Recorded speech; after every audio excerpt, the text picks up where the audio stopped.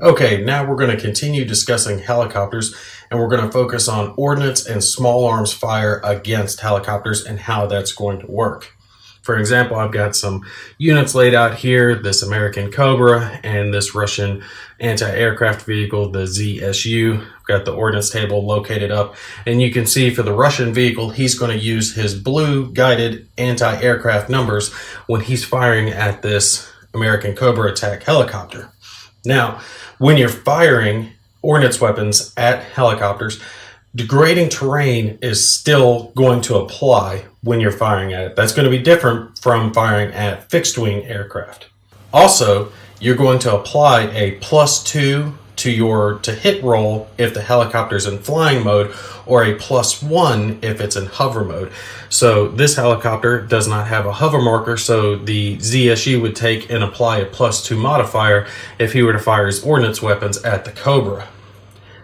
Helicopters are not going to get any defensive target modifiers for whatever terrain that they might be in. So it doesn't matter what terrain he's hovering over, the target modifier is not going to apply for the helicopter, but adjacency will count. So the ZSU would get an adjacency bonus for firing at the helicopter.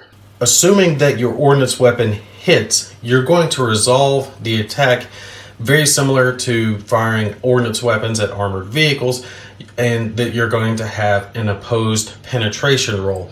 You can see that the helicopter does have an armor value. This Cobra has a value of 3, so you would conduct an opposed penetration roll just like I've discussed in the previous ordnance versus armored vehicles video.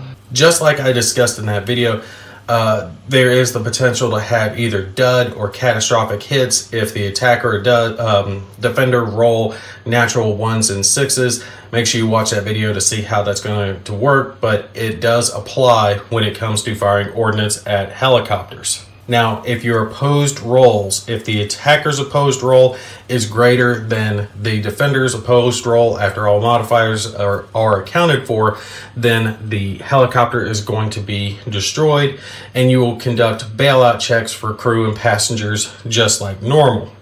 If the opposed roll is equal, then the helicopter is going to take a morale check. If it fails, it's going to be considered destroyed, and it's going to be removed with the passengers that it might be carrying.